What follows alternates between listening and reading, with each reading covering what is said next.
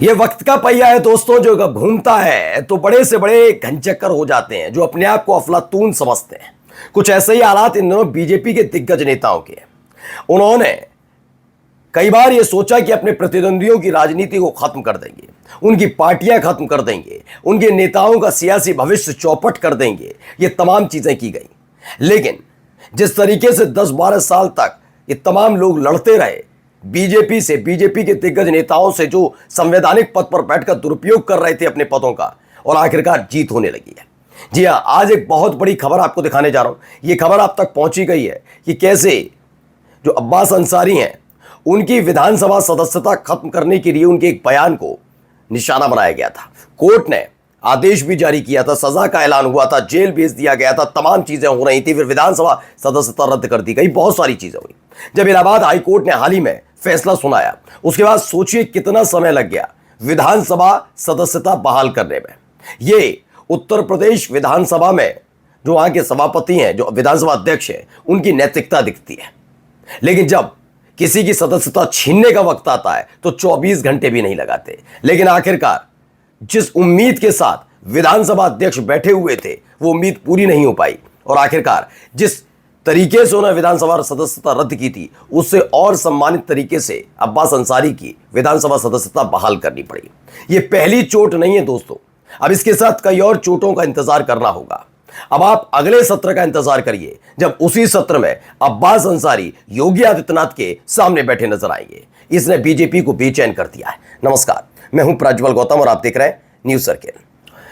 यह हर कोई जानता था कि अब्बास अंसारी के बाद उनके छोटे भाई यानी कि मुख्तार अंसारी के बेटे उमर अंसारी की गिरफ्तारी क्यों हुई है।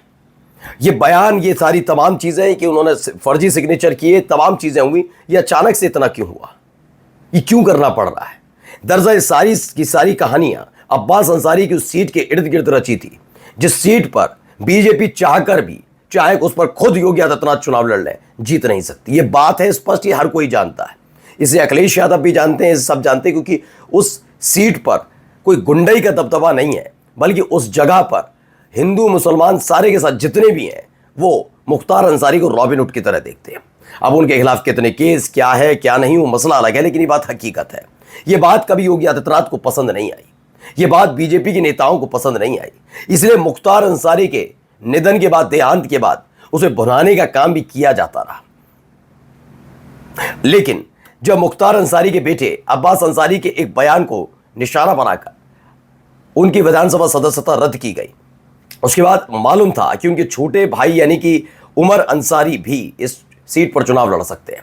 यह खबर हमने सबसे पहले दिखाई थी कि यह कार्रवाई सिर्फ इतना मत समझिए कि फर्जी सिग्नेचर से जुड़ा हुआ है।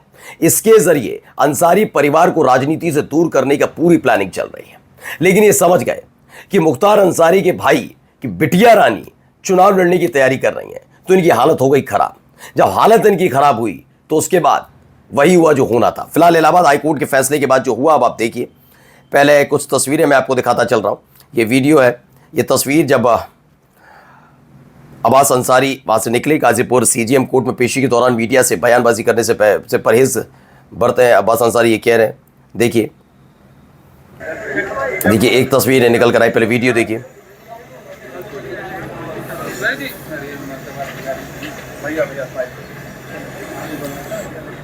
तो तमाम तस्वीरें निकल कर सामने आई कैसे अब्बास अंसारी वहां से निकले थे।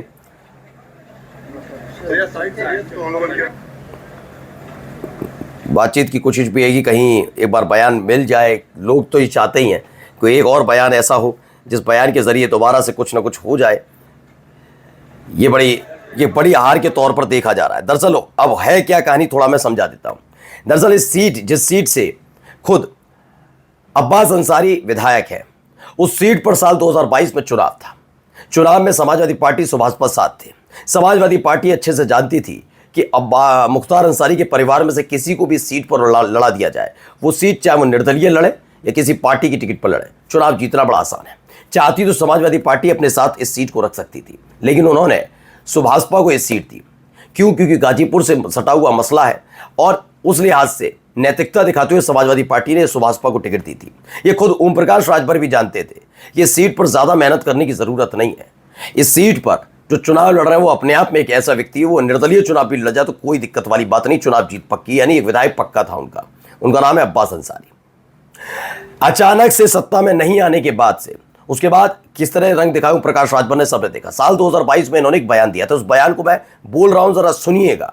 और उससे खतरनाक और गंदे और घिनौने बयान कितने इनकी पार्टी के नेता अब भी सांसद विधायक बने बैठे वो देते हैं तब याद नहीं आता। उन्होंने कहा कि सिर्फ मैं अखिलेश भैया से मिलकर आया हूं।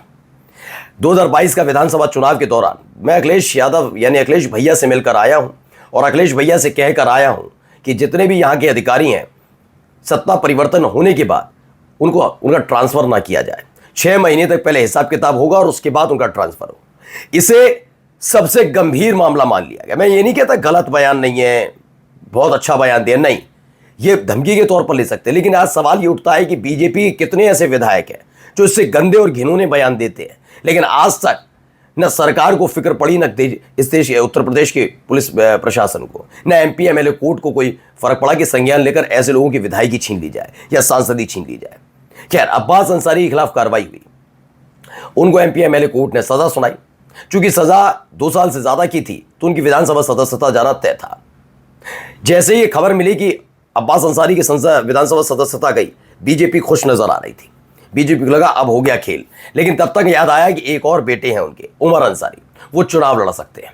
अभी हाल ही में आपने देखा होगा 1 महीने अभी नहीं बीता, 1 महीने पहले उमर अंसारी को जेल भेज दिया गया। क्या कहकर जेल भेजा गया है कि उन्होंने अपनी मां के फर्जी सिग्नेचर बनाए। सबसे पहले सवाल ये उठता है कि फर्जी सिग्नेचर थे तो ये कैसे तय हुआ कि उमर अंसारी ने की और फर्जी सिग्नेचर किए? क्या अधिकारियों के सामने उमर अंसारी ने सिग्नेचर किए? पहला सवाल। क्या उमर अंसारी की मां ने आकर बताया कि उनके बेटे ने फर्जी सिग्नेचर किए? जिसके फर्जी सिग्नेचर होंगे वो शिकायत करेगा ना। ये जांच अधिकारियों ने अपने हिसाब से तय कर लिया कि फर्जी सिग्नेचर है। ये क्या, कैसे जांच कैसे की गई? जबकि मुख्तार अंसारी की पत्नी के बारे में पता नहीं है, समय तमाम चीजें हो रही हैं, लेकिन अचानक से ये सब कैसे हुआ, ये तमाम चीजें बताना बहुत जरूरी है। लेकिन पता ही नहीं था क्या करना है क्या नहीं करना है, ये तमाम चीजें। अब मुख्तार अंसारी की जो भाई हैं, उनका जो बेटिया रानी है, वो जैसे ही सक्रिय हुई, ये समझ गए कि इस सीट को आसानी से निकाला नहीं जा सकता।